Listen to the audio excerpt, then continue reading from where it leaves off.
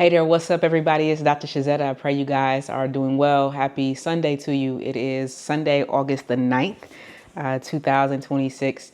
I hope that your day has gone well. I just got home from church and then stopped and got a bite to eat before I headed back. But I wanted to welcome you all today for, if you are new here, I'm Dr. Shazetta, and this is Dr. Shazetta's The Well Life, the place where intellect, creativity, and inspiration collide, my little corner of the internet, where I'm leaning fully and intentionally into the fullness of who I am, and I'm doing it unapologetically. So if you've been with me the last couple of days, the last 3 days, then you know that my husband and son are traveling for about 10 days, and I was a little nervous about staying by myself while they're gone, namely because this is the first time that I've been by myself since my dad passed away, and I was a little concerned about loneliness settling in and all the things as I'm continuing in my grieving process and continuing on my healing journey, healing my nervous system, all the things.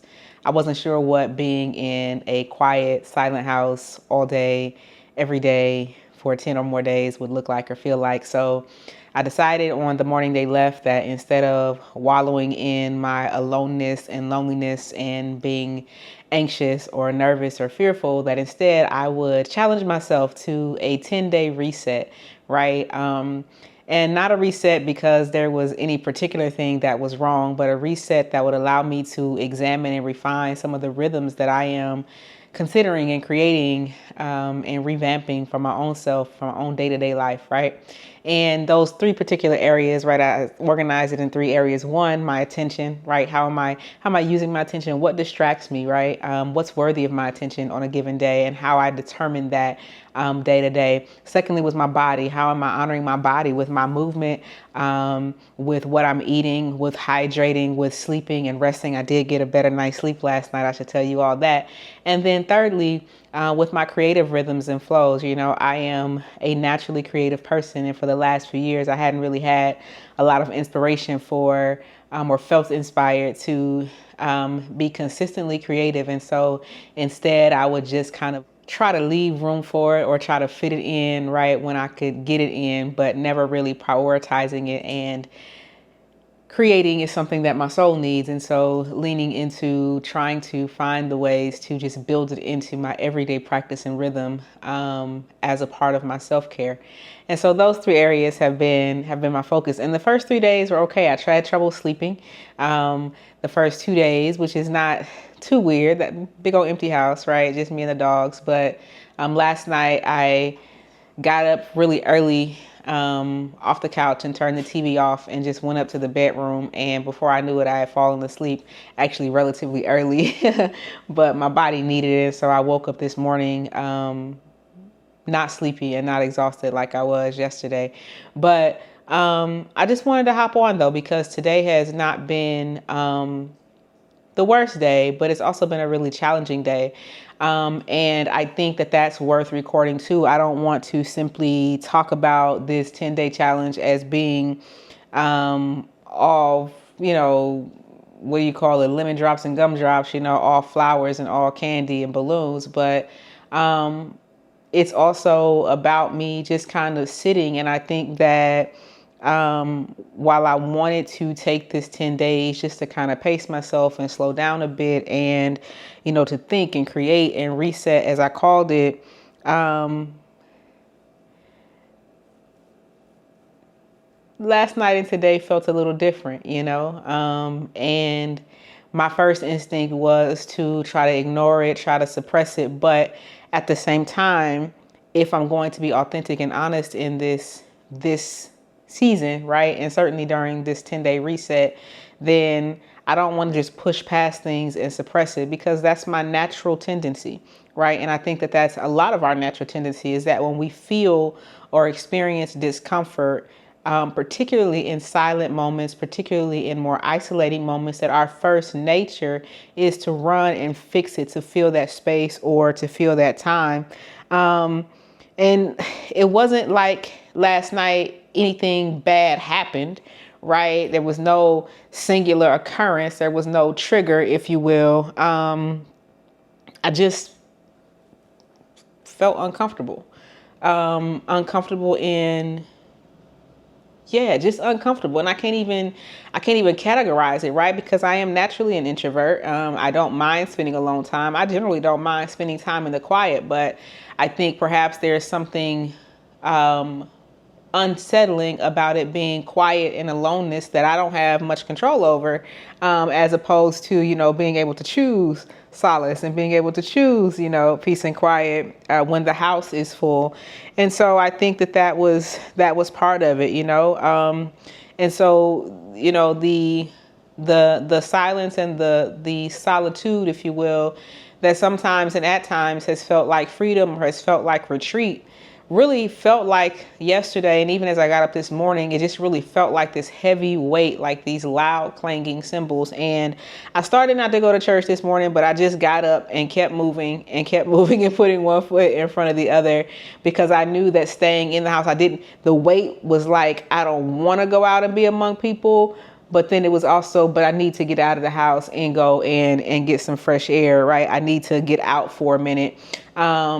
And I'm glad I did. I really am glad I did. But like I said, my instinct in moments like what I experienced on yesterday and today is to try and fill what feels like empty space, whether it's turning on the television, whether it's making something, whether it's buying something, it's eating something, cooking something, right? That this emotional need, this and emotional, spiritual, I was going to say solical, but that's not a word. But this emotional, spiritual need, right?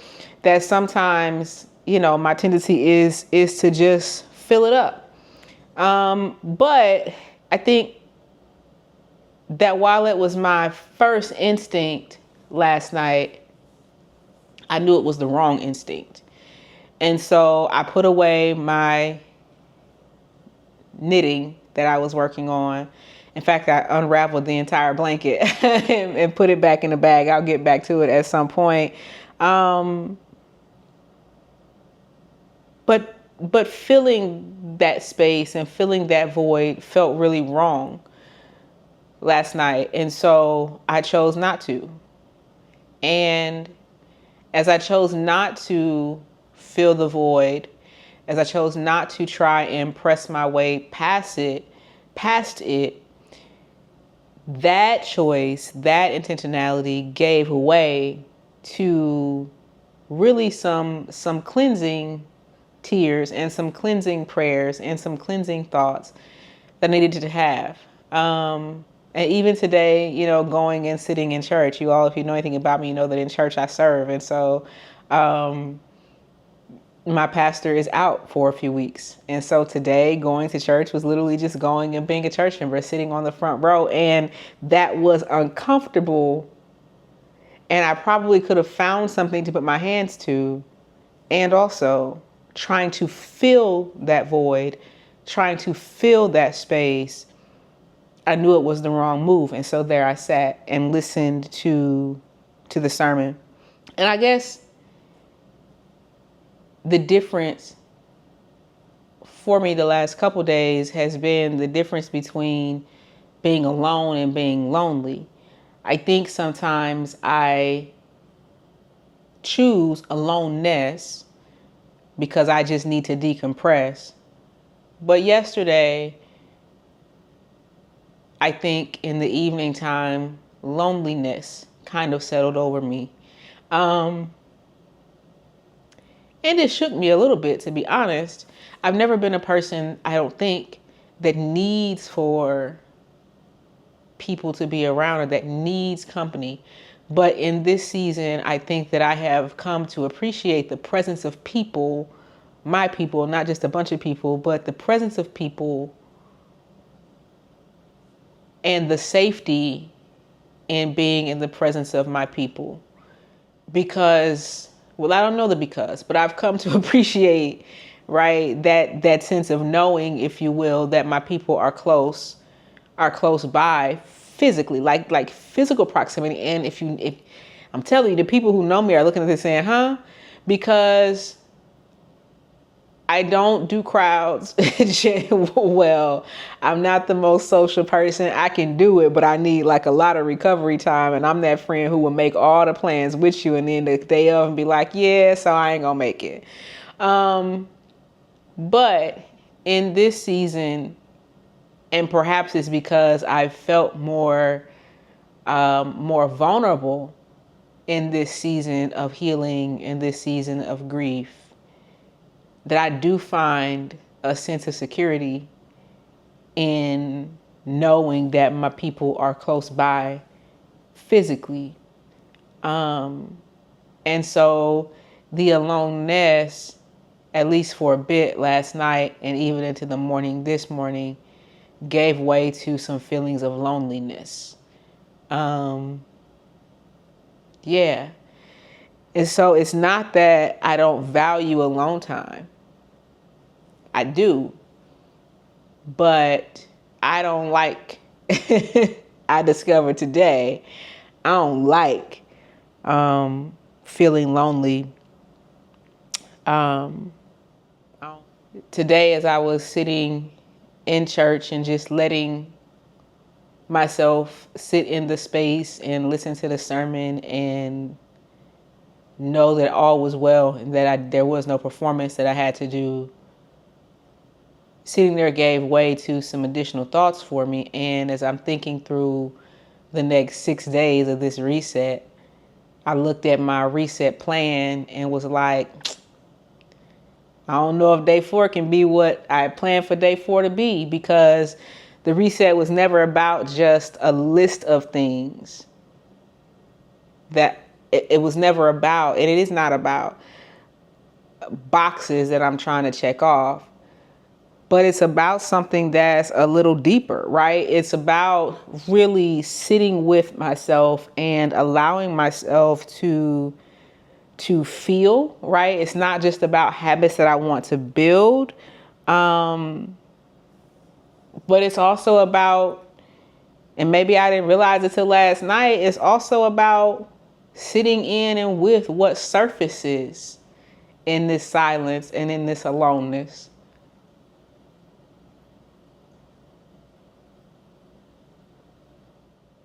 Instead of just dismissing the discomfort when it comes, because I've spent darn near 40 years doing that, I'm trying to become curious about the discomfort, and curious enough to sit with it, not to succumb to it, but curious enough to sit with it and to decide or determine whether this discomfort is something that is healthy for me, whether it's something that's unhealthy for me, whether it's a necessary thing, or whether it's something I just need to dismiss, but not just rushing to get away from it, right? They say that when we have things like a headache or a toothache, or, things that we would dismiss, that those things, we've become used to having them, so we dismiss it, but that having those minor aches and pains and areas of discomfort in our bodies are generally signals that something is dysregulated, something larger is out of place, something more is going on, that our body doesn't just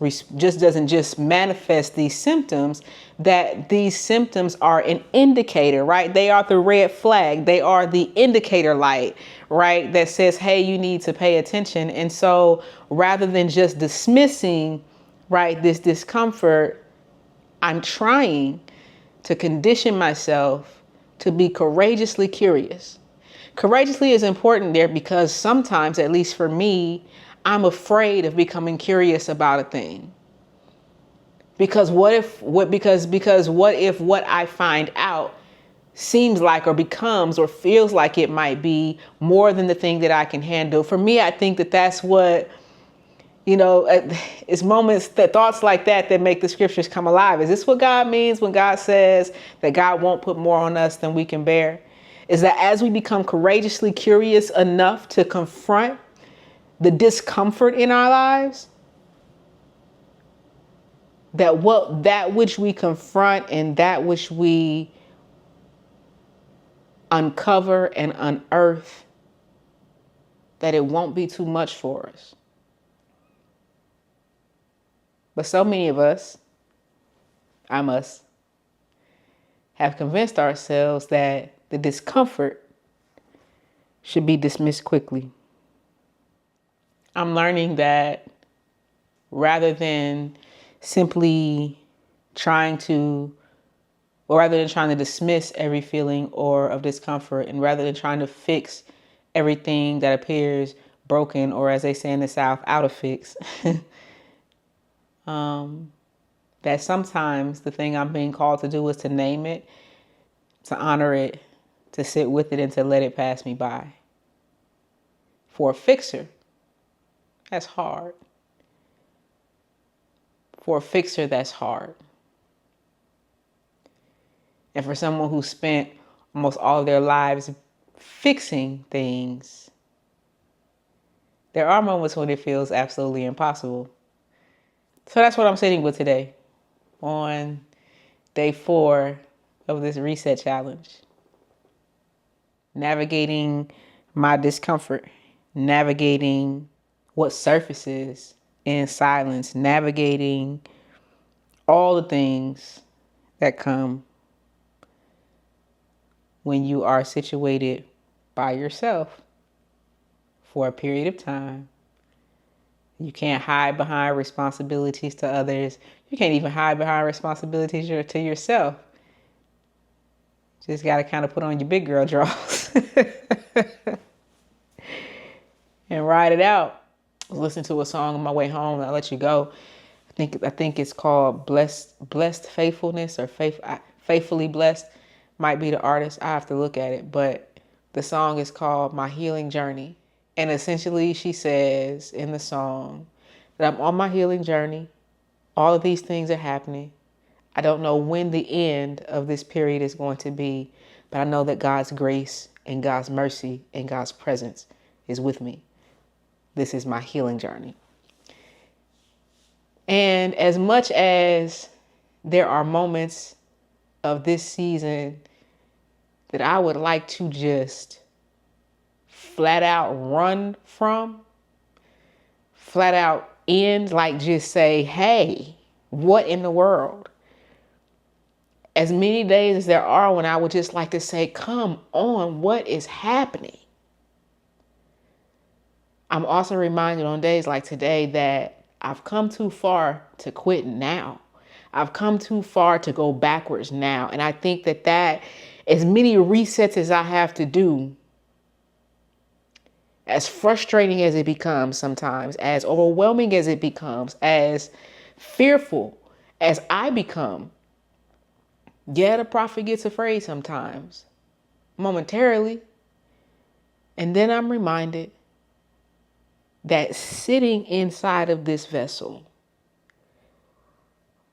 is the power and the presence of God, and that God's grace and God's mercy are yet around me. That right now I am able to see God's hand on my life. I am able to see the ways that God is providing and that God is sustaining. I'm able to see all of those things.